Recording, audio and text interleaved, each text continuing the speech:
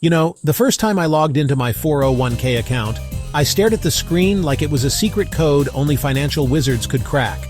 There were these fund names like Large Cap Growth and Stable Value Fund. Some had percentages next to them.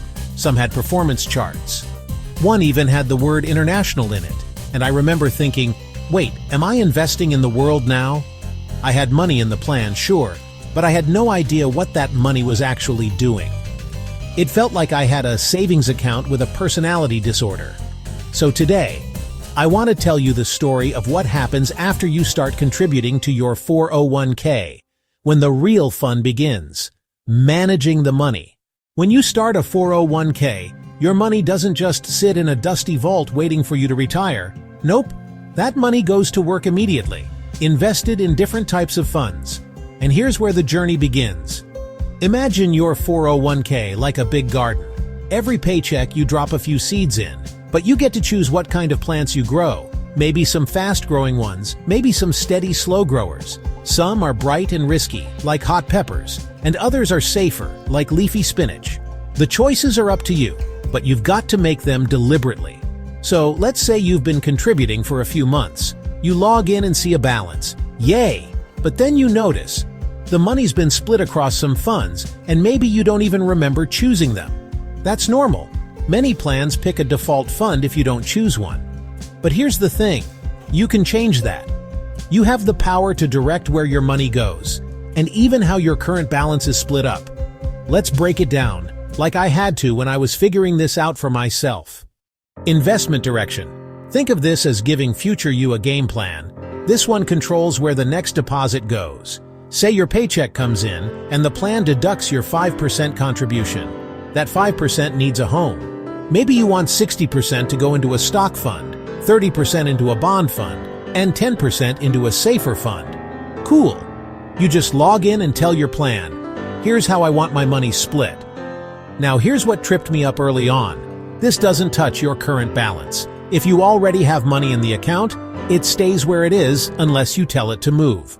So let's talk about that. Fund transfers. This is how you move money that's already in your account. This is like walking into your garden and saying, all right, too many peppers. Let's plant some tomatoes instead. You can move money from one fund to another or split it across several. Maybe you shift half your balance out of a high-risk fund into something more balanced. The best part? You control the percentages. 25% here, 50% there. It's totally up to you. Now, if you're thinking, wait, that sounds useful but I don't want to spend all weekend doing math, don't worry. Your plan's website usually has a super simple way to do this. Fund reallocation. Okay, this one's like redoing the whole garden.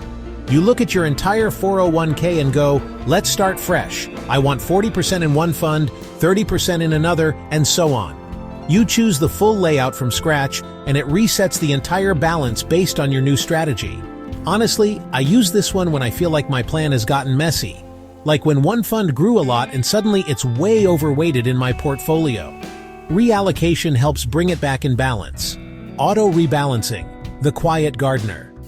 Some plans offer a magical little tool called auto-rebalancing. Think of it like a self-watering garden that trims itself when it gets too wild. You pick the mix you want, say 60% stocks, 40% bonds, and it automatically brings you back to that mix every quarter or every year. It's like hitting the reset button so you're not unintentionally drifting into risky territory. It's one of those features that once I discovered it, I thought, why didn't I turn this on from day one? Now here's a quick reality check. Investing isn't always smooth. Markets go up, markets go down. One month your 401k might look amazing, the next it might feel like it took a hit. I've been there, checking my balance too often, wondering if I should change everything because of a news headline. But here's what I've learned. Don't chase performance. Stick to a plan. Diversify. And most importantly, invest like the version of you who's already retired and sipping coffee on a balcony somewhere peaceful. That person will thank you. Before we wrap, let me tell you this. Managing your 401k isn't about being perfect. It's about being intentional. You don't need a finance degree. You just need to care enough to log in, explore your options, and make the small changes that add up over decades. And if you're ever overwhelmed, pause, breathe, and remember, you're growing something. something beautiful, something long-term. That's it for today. In the next episode, we'll open up the 401k statement and decode it line by line. What does all that jargon really mean? What should you actually be looking for? Until then, keep showing up for your future self. You're doing great.